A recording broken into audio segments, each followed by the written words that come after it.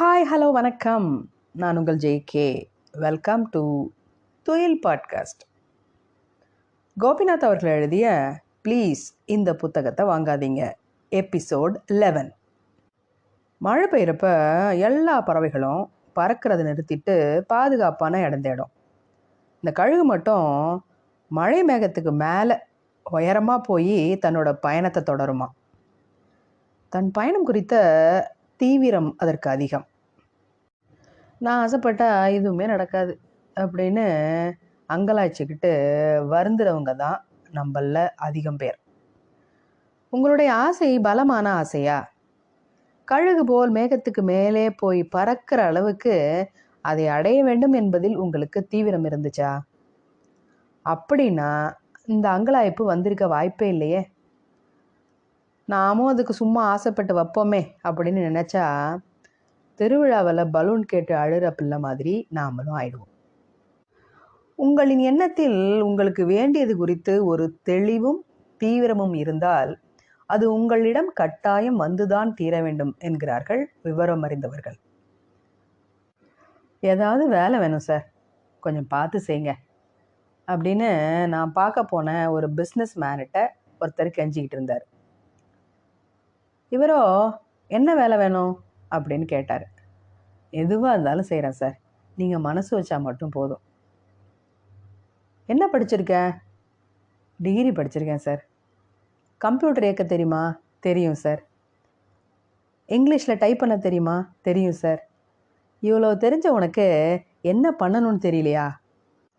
வந்தவர் கொஞ்சம் நம்பிக்கை இழந்து, சார் உங்கள் கம்பெனியில் இல்லைனாலும் வேறு ஏதாச்சும் கம்பெனியில் கொஞ்சம் சொல்லிவிடுங்க சார். சரிப்பா சொல்கிறேன், உனக்கு என்ன வேலை வேணும்? எதுவாக இருந்தாலும் சரி சார். என்னோடய ஆட்டோமொபைல் கம்பெனியில் மெக்கானிக்கை சேர்ந்துக்கிறியா? எனக்கு அந்த வேலை தெரியாது, வேறு ஏதாவது வேலை கொடுங்க சார். வேற என்ன வேலையா என்று அவர் எரிச்சலானார். போங்க தம்பி, என் நேரத்தை வீணடிக்காதீங்க அப்படின்னு சொல்லி அந்த பையனை விரட்டாத குறையாக அனுப்பி வச்சார். அவர் எனக்கு கொஞ்சம் தெரிஞ்சவர் தான், அதனால் நான் அவர்கிட்ட கேட்டேன், ஏன் சார் இங்கே வேலை எதுவும் காலி இல்லையா? ஏன் இல்லை, நிறைய இருக்குது, ஆனால் அவனுக்கு தகுதி இல்லை அப்படின்னு சொன்னார். என்ன செய்யணும்னே தெரியாதவனை வச்சுக்கிட்டு என்ன வேலையை வாங்க முடியும் தம்பி? நானும் அவனா ஏதாவது கேட்பான்னு கம்ப்யூட்டர் தெரியுமா இங்கிலீஷ் தெரியுமான்லாம் கேட்டு பார்க்குறேன். ஏதாவது வேலை கொடுங்கன்னு தான் கேட்குறானே ஒழிய வேற எதுவும் சொன்னானா பார்த்தீங்களா? அவனுக்கு என்ன வேணும்னு அவனுக்கே தெரியலிங்க. பொழைச்சி கிடந்தா போதும்னு நினைக்கிற அடிமை மனசு அவன்கிட்ட இருக்குது. விவரம் தெரிஞ்சு யாரும் அவனை வேலைக்கு வச்சுக்க மாட்டாங்க. எந்த குறிக்கோளும் இல்லாமல் இருக்கிற இவன் எதையும் கற்றுக்கவும் மாட்டான் அப்படின்னாரு தீர்க்கமாக. இப்படி தான் நிறைய பேர் இருக்கோம், ஏதாவது ஒரு வேலை கொடுங்கன்னு கேட்டுக்கிட்டு. ஆனால் நாம் என்னவாகணும் அப்படின்னு நமக்கே தெரியாது.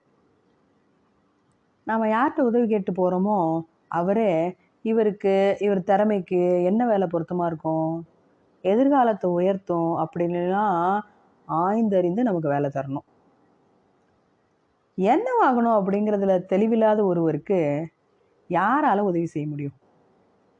நான் ஆசைப்படுறது எதுவுமே நடக்கிறதில்ல அப்படிங்கிறவங்கள இறுக்கி பிடிச்சு கேட்டோன்னு வச்சுங்களேன், அவங்களுடைய எல்லா ஆசைகளும் மங்களாக தான் இருக்கும், தெளிவாகவே இருக்காது. நமக்கு என்ன வேணும், என்ன பிடிக்கும் அப்படிங்கிறத நாம் சரியாக தெரிஞ்சுக்கணும் தானே. உங்களுக்கு பிடிச்ச 10 விஷயங்களை சொல்லுங்கள் அப்படின்னு கேட்டால் பட்டுன்னு நாம் அதுக்கு பதில் சொல்லிடுவோமா? அதுக்கு குறைஞ்சது ஒரு அரை மணி நேரமாவது தேவைப்படும். நமக்கு வேண்டியதில் நமக்கு பிடிச்ச 10 நம்ம மனசுக்குள்ளே வச்சுருந்தாதான் பட்டுன்னு 10 செகண்டில் அது நம்ம வாயிலேருந்து வெளியில் வரும். யார் சொன்னா?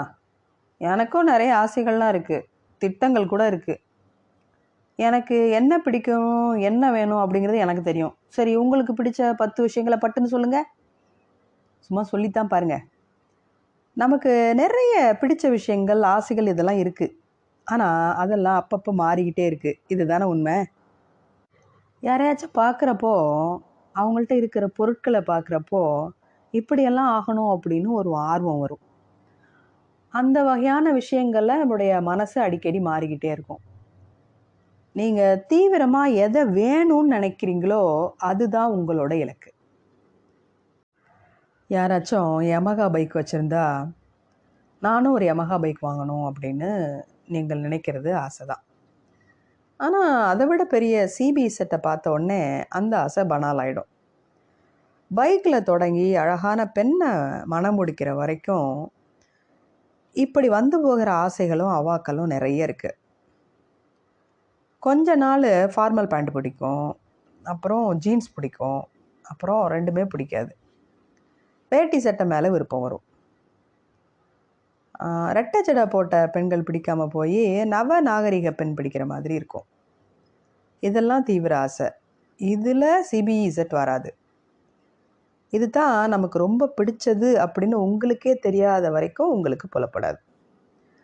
அது புலப்படாத வரையில் உங்களுக்கு தேவையானது பக்கத்தில் இருந்தாலும் அதை கண்டுகொள்ள உங்களால் முடியவே முடியாது.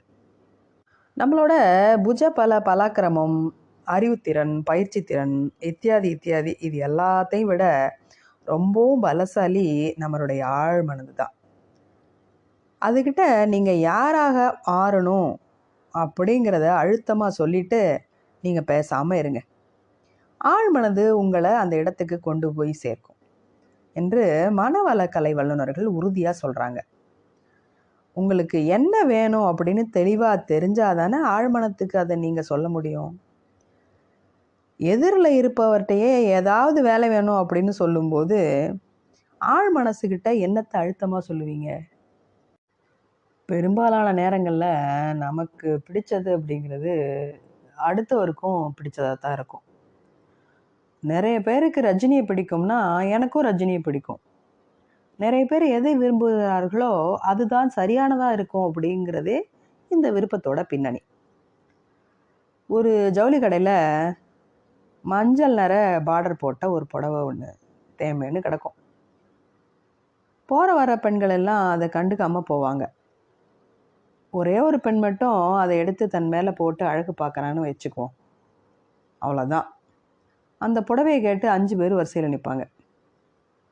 அநேகமாக அந்த புடவையை முதல்ல எடுத்த பெண்ணும் பக்கத்து வீட்டுக்காரமாக கட்டியிருந்ததை பார்த்து அதை வாங்க வந்தவராக கூட இருந்திருக்கலாம். நமக்கு எது அழகாக இருக்கும் அப்படின்னு அறிந்து கொள்கிறத விட வேறு வேலை என்ன இருக்குது நமக்கு? அது எப்படி இதுதான் வேணும் அப்படின்னு ஆரம்பத்துலேயே தீர்மானிக்க முடியும்? உண்மைதான். 4 விஷயத்தை பார்த்த பிறகு எது மேலே நமக்கு அதிகமாக லைப்பும் ஈர்ப்பும் இருக்குதோ அதுதான் நமக்கு பிடிச்சதாக இருக்க முடியும். இந்த யதார்த்தம் சரியானது தான். ஆனால் பார்க்குறதையெல்லாம் பக்கத்து வீட்டுக்காரர் சொல்கிறதையெல்லாம் கேட்டு கேட்டு நம்மளோட ஆசைகளை எல்லாம் வளர்த்துக்கிட்டோம்னா நம்மளோட ஆழ் மனசு என்னத்தை தான் புரிஞ்சுக்கும்? உங்களுக்கே தான் இன்னமும் உங்களுக்கு என்ன வேணும்னு முழுசாக புரியலையே. குறைந்தபட்சம் நான் பெரிய ஆளாக வரணும் அப்படின்னு யோசிக்காம இசைத்துறையில் பெரிய ஆளாக வரணும், கலைத்துறையில், அறிவியல், தொழில்நுட்பத்தில் அப்படிங்கிற அளவுக்காவது ஆரம்ப நிலையில் ஆழ்மனத்துக்கு சொன்னால் நல்லாயிருக்கும். நீங்கள் காலம் முழுசும் இது நல்லா இருக்குப்பா, இதை முயற்சி பண்ணலாம், அது நல்லா இருக்குப்பா, அதை பண்ணலாம் அப்படின்னு தெரிஞ்சுக்கிட்டு இருந்தீங்கன்னு வச்சுங்க, ஆழ் மனசு கன்ஃபியூஸ் ஆகி இவன் இப்படி தான்ப்பா, இவனுக்கு ஒரு தெளிவான எண்ணமே இல்லை அப்படின்னு எரிச்சல் ஆகிடும். குறைந்தபட்சம் ஒரு விஷயத்தில் உங்களோட ஒட்டுமொத்தமான பார்வை என்ன அப்படிங்கிறத தெரிவித்தா ஆழ் மனசு அது தொடர்பான விஷயங்களை கவனிக்க வைக்கும். ஒரு நிலையில் அது தொடர்பான விஷயங்களை உங்கள்கிட்ட தானாக வந்து சேர்றதை நீங்கள் கவனிக்க முடியும். நான் எந்த விஷயத்துக்காக ரெஃபரன்ஸ் தேடினாலும் எனக்கு தேவையான புத்தகம் பெரும்பாலும் என்கிட்டே இருக்கும். பெரும்பாலும் யாராவது எனக்கு அதை பரிசு கொடுத்துருப்பாங்க, அல்லது நான் எது பற்றி தெரிந்து சொல்ல முனைந்து கொண்டிருக்கிறேனோ அது தொடர்பாக யாராவது என்னிடம் பேசுவார்கள். இப்படி என்னிடம் ஒரு எழுத்தாளர் சொன்னபோது எனக்கு ரொம்ப ஆச்சரியமாக இருந்துச்சு. ஆனால் அது உண்மைதான். நான் எந்த விஷயத்தை செய்யணும்னு தீவிரமாக நினைக்கிறேனோ அது தொடர்பான விஷயங்கள் என்னிடம் தானாக வந்து சேரும் என்று அவர் சொன்னார். எல்லோருடைய ஆழ் மனத்துக்கும் அந்த சக்தி உண்டு. உங்களை ஊர் உலகம் நம்பணும் அப்படின்னா நீங்கள் உங்கள் ஆழ் மனசை சந்தேகம் இல்லாமல் நம்புங்க. நிச்சயம் நீங்கள் நினைக்கிறது நடக்கும். தமிழ்நாட்டின் பிரபலமான நடிகர் அவர்.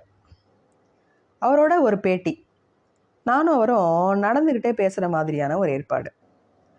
அவரை பார்க்கவும் கையெழுத்து வாங்கவும் தொட்டுடணும் அப்படிங்கிறதுக்கும் கூட்டம் அலமோதிட்டு இருந்தது. கஷ்டப்பட்டு அந்த பேட்டியும் நடந்துச்சு. சின்னதாக ஒரு பிரேக்கு. நானும் அவரும் டீ குடிச்சிக்கிட்டு இருந்தோம். தூரத்தில் நிற்கிற கூட்டம் அவர் நிமிரும் போதெல்லாம் கை அசைச்சு கரகோஷம் எழுப்புச்சு. அவர் என்கிட்ட மெதுவாக சொன்னார், இந்த காட்சியெல்லாம் நான் ஏற்கனவே பார்த்துருக்கேன் கோபி அப்படின்னு. ஏன் சார் எல்லா ஷூட்டிங்லேயும் இப்படி தான் கூட்டம் வருமா அப்படின்னு. இல்லை, 20 வருஷத்துக்கு முன்னாலேயே பார்த்துருக்கேன். என் மனசில் இந்த காட்சி அப்படியே ஓடும், என் கனவுல வரும். அதில் நான் நடந்து போவேன், கூட்டம் அலமோதும், ஆட்டோகிராஃப் கேட்பாங்க, பேப்பரில் என் ஃபோட்டோ வரும், ஊரெல்லாம் என் போஸ்டர் ஒட்டி இருக்கும். தினமும் இந்த காட்சிகள் என் மனசில் ஓடிக்கிட்டே இருக்கும். சில வருஷங்களாக நிஜத்தில் அது நடக்குது. இன்னும் சொல்லப்போனால் இந்த கூட்டத்தில் இருக்கிற முகங்கள் கூட நான் பார்த்த மாதிரியே இருக்குது அப்படின்னாரு.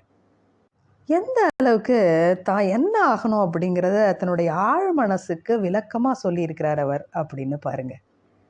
இந்த நடிகரும் நிறைய தோல்விகள், நிறைய கஷ்டங்கள் சந்தித்தவர் தான். ஆனாலும் அவர் தீவிரமாக விரும்பின விஷயம், மனதில் வைத்திருந்த காட்சி உண்மையிலேயே நடக்குது. சந்தேகம் இல்லாமல் உங்கள் ஆழ் மனசை நம்புங்க. அடிக்கடி உங்களுடைய தீவிரமான ஆசையை அதற்கு ஒரு வடிவம் கொடுத்து உங்களுடைய ஆழ் மனசுக்கிட்ட சொல்லுங்கள். அதற்கு பிறகு அது உங்களை சும்மா இருக்க விடாது. அது தொடர்பான விஷயங்களை நோக்கி உங்களை துரத்தி விடும். பெரிய விஞ்ஞானி ஆகணும் அப்படின்னு சொல்லிட்டு சும்மா இருக்கியே, ஒரு வர்த்தக மையத்தில் கண்காட்சி நடக்குது ஓடு அப்படின்னு வரட்டும். ரயிலில் பக்கத்தில் உட்காந்துருக்கிறவர் ஒரு விஞ்ஞானி, அவரை விடாத, அவர்கிட்ட பேசி தொடர்பை ஏற்படுத்திக்க அப்படின்னு போட்டு நச்சரிக்கும். இந்த புத்தகத்தை படி, இந்த புத்தகத்தை வாங்க அப்படின்னு தொல்லை பண்ணும். அது தொடர்பான வெற்றிகளுக்காக உங்களை தட்டி கொடுக்கும், தோல்விகளுக்காக ஆறுதல் சொல்லும், அவசரப்பட்டால் தடுத்து நிறுத்தும், முடங்கி கிடந்தா எழுப்பிவிடும். முட்டாள் என்னடா செய்கிற என்று அசிங்கப்பட்டால் ஆவேசமாக திட்டும். நீங்கள் நினைத்ததை பெற ஆழ்மனதின் தினம் ஒன்று போதும். பணம் உட்பட எல்லாவற்றையும் அது கொண்டு வந்து சேர்க்கும். நீங்கள் செய்ய வேண்டியது இரண்டு விஷயம்தான். ஒன்று, உங்களின் இலக்கை ஆழ்மனதுக்கு அழுத்தமாகவும் தெளிவாகவும் சொல்வது. இன்னொன்று, ஆழ்மனதின் சக்தியை சந்தேகம் இல்லாமல் நம்புவது. மீண்டும் சந்திப்போம். நன்றி.